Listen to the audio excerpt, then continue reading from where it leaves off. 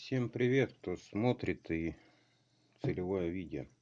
Значит, потому как пилится краколоже.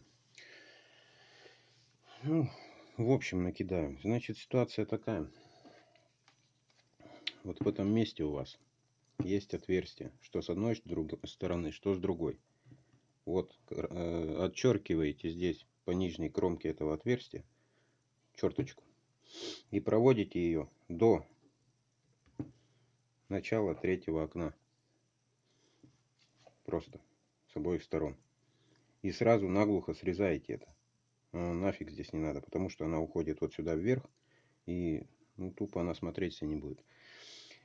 Вы здесь убьете сразу двух зайцев этим срезом. То есть вам не надо будет не так пилить в этом месте, ничего-то выделывать. Вы сразу вот так вот срезаете до третьего окна. А здесь, где третье окно начинается, бормашиной уже пилите вдоль. Все сравниваете. Что внутри, там будут отливы вот в этом месте.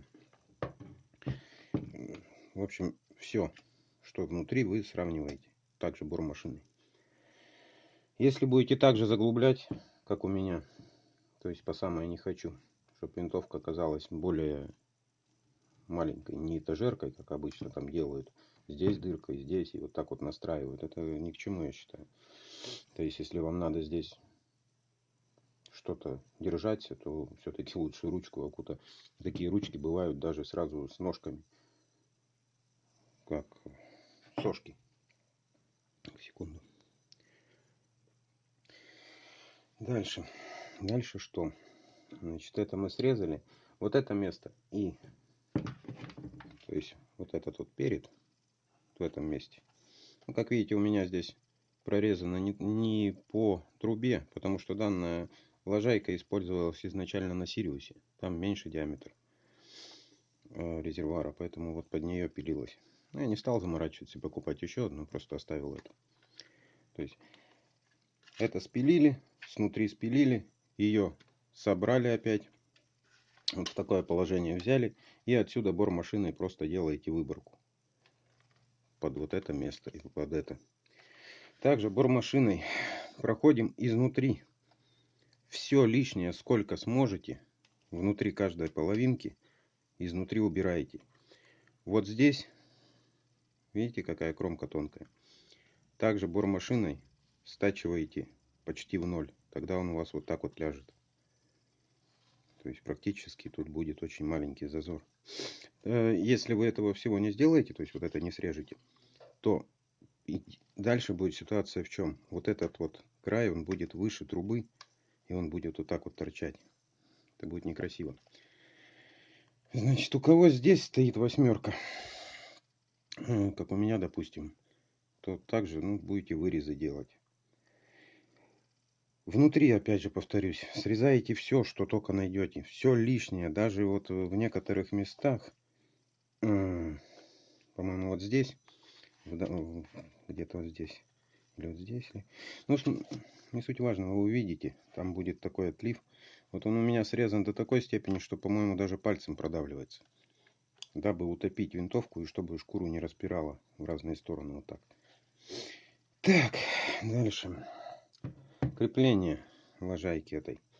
Крепление у вас будет, если будете делать как у меня. Спусковой крючок держится на вот такой вот планке. Простая, грубо говоря. По-моему, у меня там даже, сейчас не помню на этой винтовке, по-моему, там сделана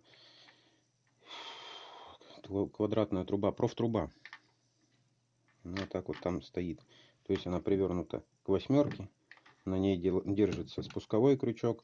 И отсюда болтами держится кракошкура. Ну, тут был один болт. Сейчас у меня раз здесь ручка крепится. Здесь теперь два болтика.